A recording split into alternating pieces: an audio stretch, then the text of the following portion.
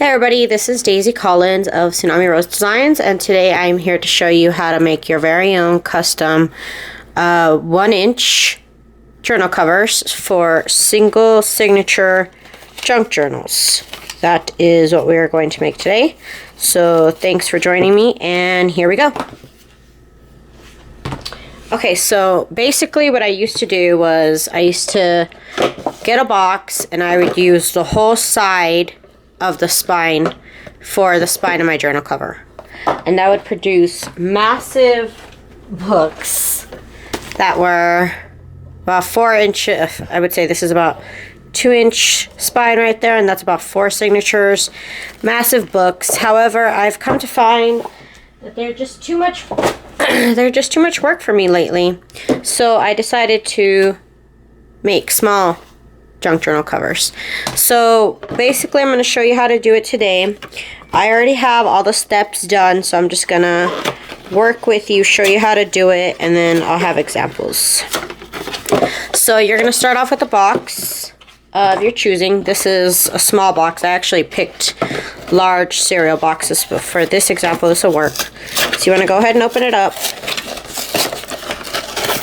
And I don't know why they're so hard lately to open up. Okay, so basically what you want to keep is this whole side panel, where the big side panel is basically where the front of the box is. So you're going to go ahead and trim everything around, and you just want these side panels right here. That's all we need. So I've gone ahead and done that on this box right here. So I just have the big front of the box, and the front of the box makes one junk journal cover, and the back makes 2. So you get 2 journal covers out of every cereal box. So the next step, what we're going to do is you're going to make the 1-inch spine. And to do that, I am going to get my Martha Stewart scoring thingy-majiggy.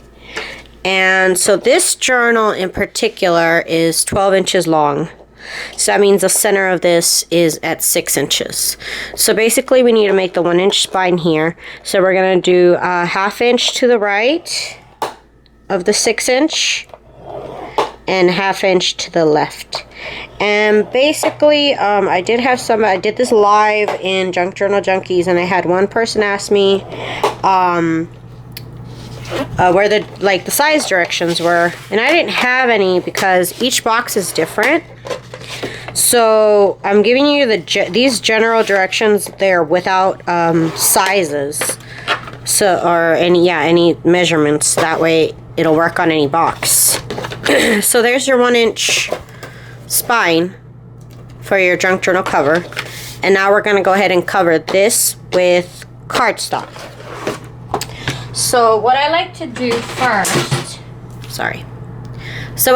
first is scratch the surface of my junk journal cover with sandpaper. Now I do this for a couple of reasons, mostly because I feel that it gives more surface area for the glue to adhere to, and because I feel like the paint on these boxes is just very slick, so that I don't feel like the glue really sticks. So you want to go ahead and just sand that down lightly, just for like a second, and it's okay if you go over the spine, that's fine. So the next step after you smooth it out is you need to measure out the paper for the front cover, the front part I should say. And I'm going to use this with the pink cardstock just to show you, but I did cover mine in just craft colored cardstock.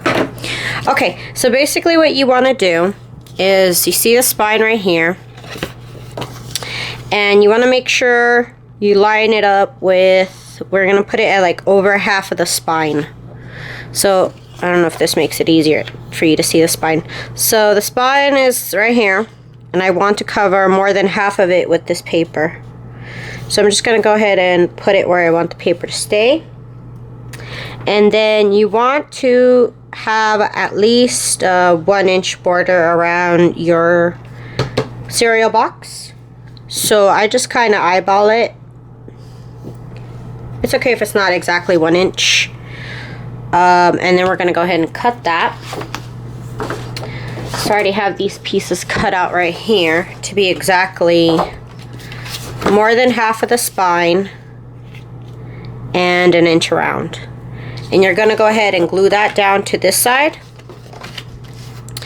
And then what we're going to do is we're going to go ahead and overlap over the cardstock paper and glue this other part. So that way it looks like this right here. So you have the 2 pieces of paper and you can see they overlap. And you do want to glue down this spine right here. This is the last part that you probably will need to glue down. Then after this, we need to cut the edges so that they're at an angle. And I'm never perfect with this. It's not very easy to be exact with these corners, but I do leave just a little bit of paper so that it can overlap a little bit. So once you fold all the flaps in, this is what it looks like. And I just do this with my fingers, you know. I just move it along here and then fold in, and then I'll use my boning knife to do it flat. So after you fold in all the edges, it's gonna look like this. Okay? And at this point, honestly, right here, I would let this dry for a whole day. I would. Maybe it's a little too precautionist of me. Precautionist? I don't think that's a word. Maybe I'm taking too much precaution, but I like to let this dry overnight minimum. And then what we're going to do is we need to fold. We need to fold in that spine, I should say. Ooh, I didn't put enough glue. See? See what happens? Okay. You can do this with your boning knife or just by hand. And I didn't glue down that spine. I should have. Okay. And then we're going to do the other side. Fold it, and then with your boning knife you can trace over the line that's supposed to be there. And you want to go ahead and like flatten it out.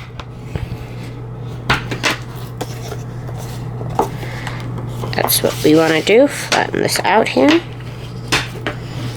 And this is why I used pre-made examples, because like I said, I let this cover dry for a day before I even try and fold it, because it might crack, it might fold, I don't know. I've tried this many ways, and it just works the best if I fold it after a day.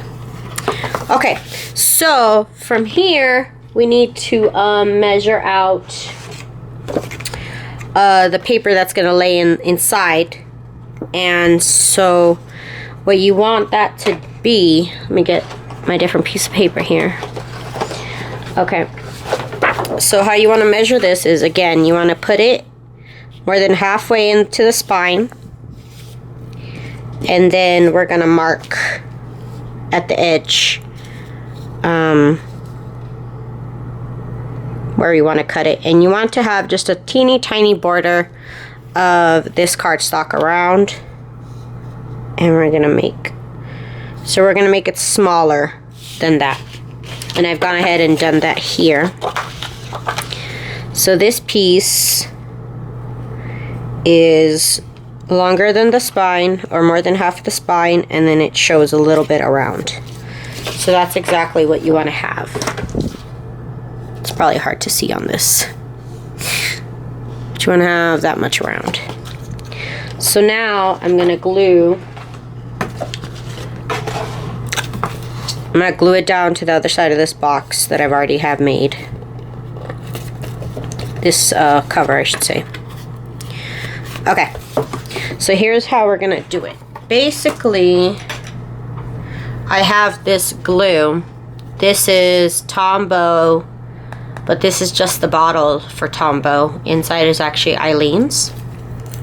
But I really like this bottle, so I've refilled it carefully with Eileen's glue. So basically what we're gonna do is you want to line up this paper here with the inside of the spine, and you want this paper to be the line before the spine.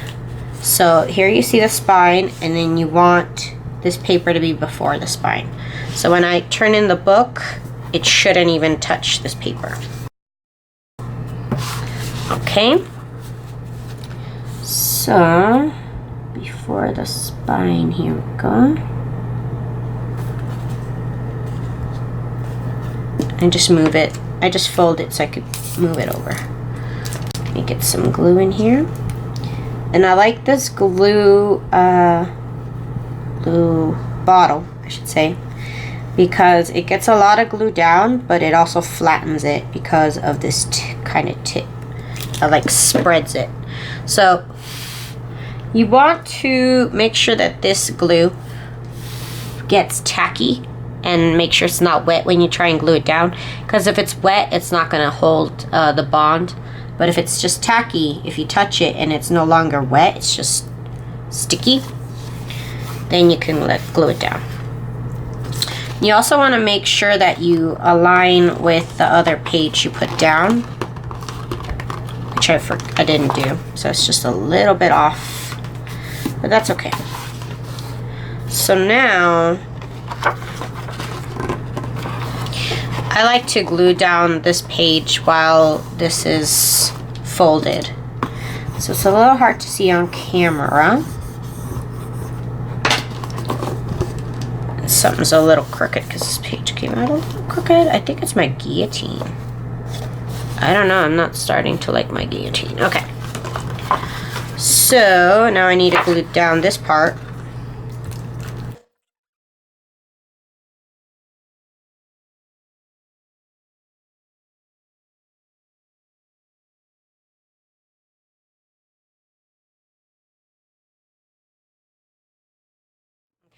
So I'll leave it open like this while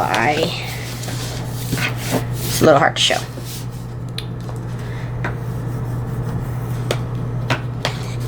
Gotta flatten it down. So these don't come out perfect, at least mine don't. So that's why I don't like to sell the covers, because they don't always come out perfect. Okay, so that's it. That's my junk journal. And in the next video, I'll show you how I put in my signatures, how I decide what papers go in what order.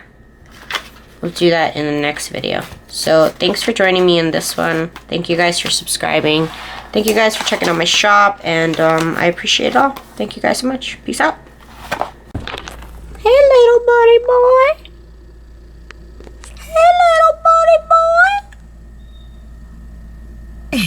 He's not having it.